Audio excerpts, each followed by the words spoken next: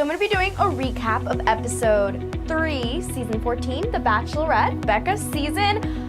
Who is Becca falling in love with? Who is Becca going to choose? Who's going to be the right guy? Who's going to be the next bachelor? To start with, the group date. I love how the first group date put the guys to work, you know, made them pamper. Yeah, why not make them do something? The spa group date, where we finally see Colton and Tia see each other for the first time in probably a while. Colton shows up and his ex, Tia, is there.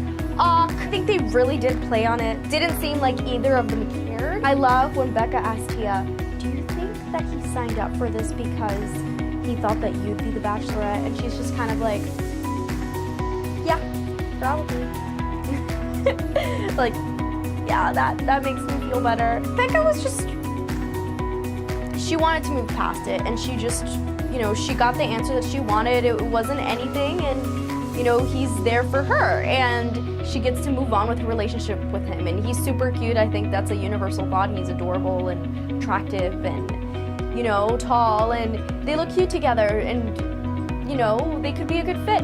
I love how, like, Becca and Colton are kissing, and honestly, I think she thought it was so good. She's like, rose for you, that's it. Like, she forgot everybody else, and she was just like, yes, for you, a rose. Like, oh my god, can't wait to do it again. When Becca forgets Jason's name, broke my heart.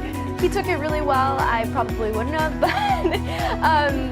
yeah, like I said, name tags or some way that she could remember the names. Like, remembering all those names must be so difficult. I will say in this episode, for me, Jason is a front runner. You know, he wasn't memorable to me before. I felt like he was random, but now I see the appeal. He has a good job. He has a good personality. He's kind of dorky and sweet, and, you know, he's cute. So yeah, I'm for Jason. He's one of my favorites right now. Definitely, I think right now, Jason and Colton up there for me. And yeah, so I guess we'll see where that goes. They had a nice little one-on-one session within the group date, you know, where Becca had some time with him and they were like hanging out, and, you know, it was nice. And it looks like they have some chemistry.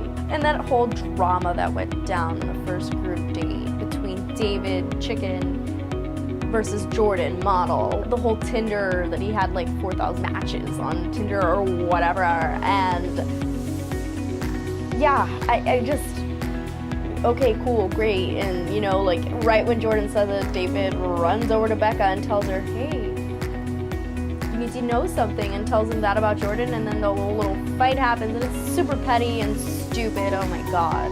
So, question for you guys, would you swipe right on Jordan? And, you know, this is something that really, really bothers me about David. He kind of fries a lot when he talks, and, you know, he can pretty much fry an egg with his voice, and it's annoying. It was really funny, like, in that group date when they were all, like, after the date and they're all just chilling, when Chicken and Model are going at it, and everybody's just, like, all the guys are dying. They're, like, laughing because it's so freaking ridiculous. The one-on-one of the episode, the Capitol Records date with Chris. That date was so weird. I couldn't wait for it to be over. I mean, it's pretty cool. They get to go to Capitol Records, and Richard Marx is there. I have no idea who that is, but the whole date was weird. Like, I was uncomfortable watching it. They looked uncomfortable.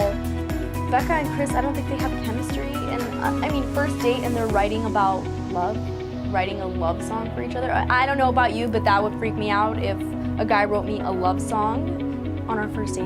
Real casual, let's write a song about love on our first date. And yeah, I mean, Becca got to be serenaded by Richard Marx and serenaded by another guy. I'm sure that's probably a nice feeling. I don't know, it looked weird though. And they had like their, you know, casual makeout in front of Richard Marx. The kissing looked so uncomfortable. Yeah, it was nothing like the Colton kiss. Okay, and I'm here trying to see Becca fall in love. I'm interrupted by the Trump and Kim Jong-un historic summit. I think it pretty much cut the episode in half. It was just like, The Bachelorette, the historic summit, and then the Bachelorette again. To have those two things juxtaposed and right after one another, America. So we finally find out what this whole drama is about a guy in a stretcher, and it doesn't disappoint.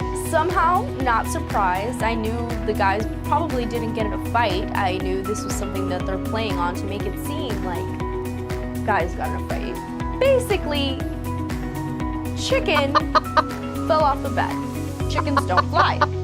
He just fell flat on his face and broke his face, his nose, whatever, and he's all messed up, and they had to take him to the hospital. And I love how they make it seem like Jordan and him went at it, but I mean, come on, models don't fight. They could get hurt, and then this could be ruined, and they're out of a job. Lincoln's diary session was so insincere, like he was like, I hope he's okay. Dude, you don't care.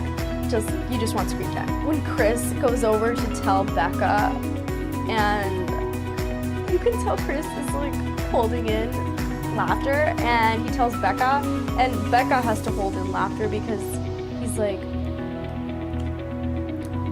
something happened to one of your guys. And immediately you could tell Becca's like, oh my god, which one? Please don't be one that I like. And well, thankfully, Becca, it's not one that you like. Then he's like, oh, it was David, and fell off the bed. And you can tell she had to take a second to just be like, don't laugh, don't laugh. Oh, wow, how unfortunate. Okay, the football date. I really liked this group date, actually. It was fun.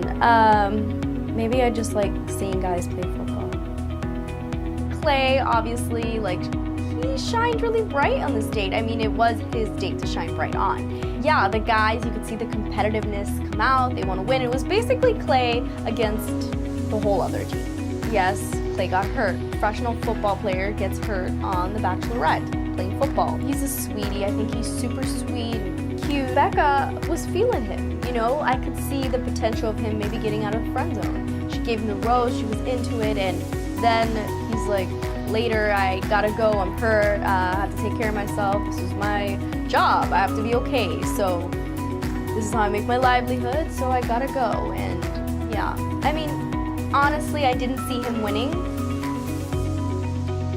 He probably would have always stayed a little bit in the friend zone, and yeah, it's probably for the best. I mean, the real shocker would be, what if he shows up again? He's like, I made a mistake, I'm back. That'd be pretty cool, but I doubt it'll happen, because usually when people leave and they say that they're dipping, they usually dip and don't come back. Becca got called, for the first time, girlfriend by Blake, and she was totally feeling it. Like, obviously he's a front runner. Whoever gets the first date is always a front runner, and yeah, it was sweet.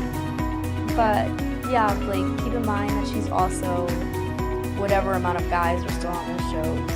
Girlfriend as well. I wonder, when you get off The Bachelor, do you call everybody that was on that show your ex or your girlfriend or boyfriend or whatever? I mean, I would think not. I don't know. So, Leo, I read something that he's like in porn or something. And Lincoln is like sex offender? I mean, ABC, where do you find these guys? That's what happened on The Bachelorette. I can't wait for the next episode and what's gonna happen and what relationships progress and who's Becca gonna send home and who's gonna stay and whatnot. And yeah, also interested to see who gets the next one-on-one. Is she gonna give it to Garrett, a front runner for her, or I don't know. What's gonna happen? And when is gonna be the next two-on-one? And how messed up is Chicken's face? Find out next time on my Bachelorette recap. So, bye guys, thank you.